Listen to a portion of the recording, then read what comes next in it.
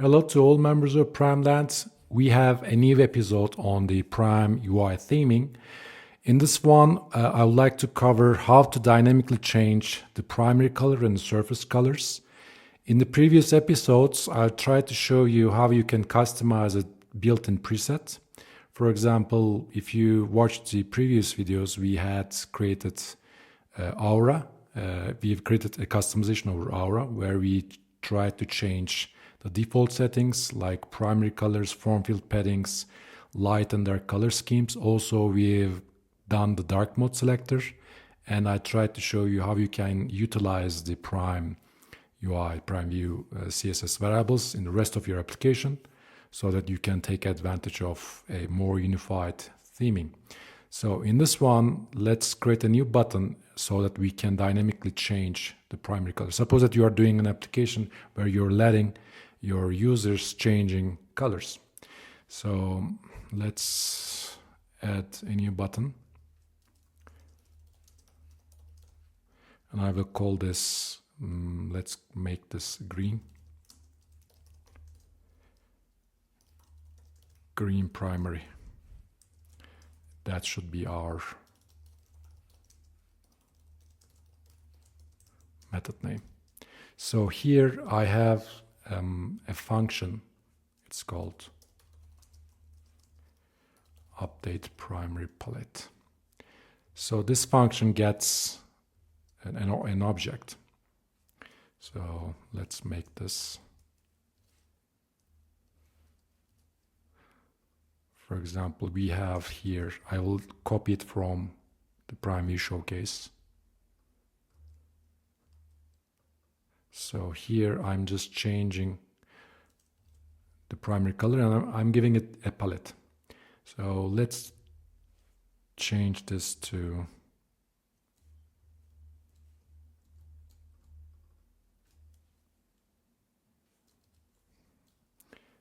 green, but maybe I can do a multi-cursor.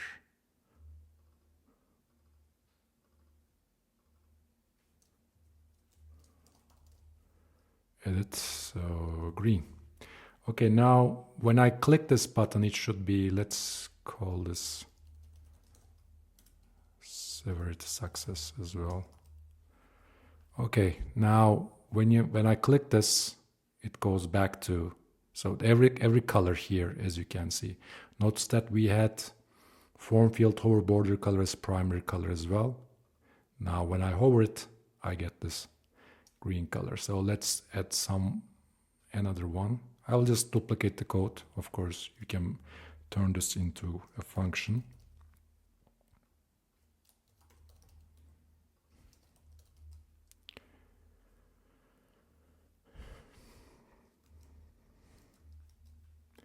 Never mind the layout. Okay, let's copy this one and make this a purple primary. And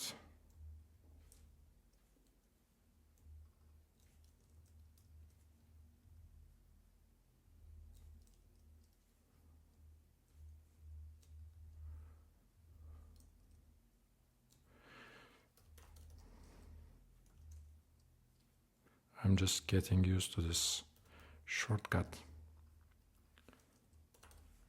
Okay. Now, purple primary is here. Let's change this. Okay, now I'm able to switch between different primary colors. And this works for dark mode as well. Now, let's try to customize the surfaces now. You see that when I switch to dark mode, the card background is different and the ground background is different because I got those colors from Surface 950 for the body, and this is my choice, of course. This is how this is like a decision how you use, but I usually use the thick shade for the ground, and then I just use a layering so that for the dark mode you get a lighter color when you try to emphasize the content. Okay, now let's try to customize this, and default one is using a zinc and for the dark mode. Let me add a new function, update surface palette. You know, surfaces are mostly used in the default themes, like these backgrounds, the borders and everything. Anything non-primary mostly uses the surface colors. And let's try to add change surface to give you a more bluish color. So update surface palette. We can give it a name. So we will just update here. You can give it an object, light and dark, so that here we can give the, which colors that we would like to use in the surface. And let's call it slate. Change surface.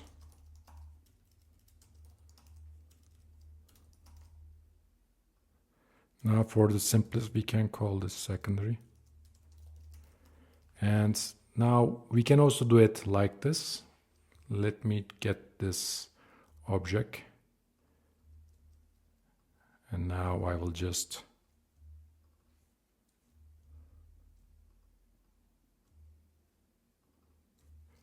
let's call it slate. Was it slate? Stone?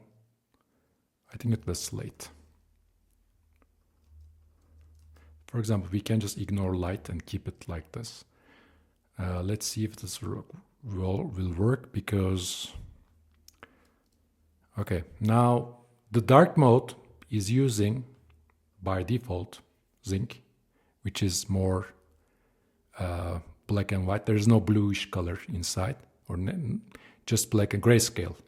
But if I click the slate, now you can see that you have this blue tone in your surfaces. And of course you can make this initially like this if you just get this part and move it to your initial configuration here. And now this is where you're creating the preset. So this approach just sets the primary color to indigo and the dark surfaces mean blue. And by default, without changing it to slate, now you can see that by default it's like that. So this tutorial is about how to do it dynamically. So to show it again, now I can change my colors. I can toggle dark mode. I can change the color in the dark mode. I can use different combinations. Everything is dynamic and reactive. There's no CSS, a lot of CSS changing going on. It's based on CSS variables, so that there's no flicker. Everything is fluid and dynamic. And I think that wraps up this tutorial. In the next one, we will cover how you can extend the theming by adding custom tokens, how you can play with CSS layers, and so on. Also, we will add some Tailwind magic as well to show you how you can utilize these colors with our Prime UI Tailwind plugin. So a lot more to cover, and hopefully we will get there in no time. So thank you for joining me, and see you on the upcoming tutorial. Thank you.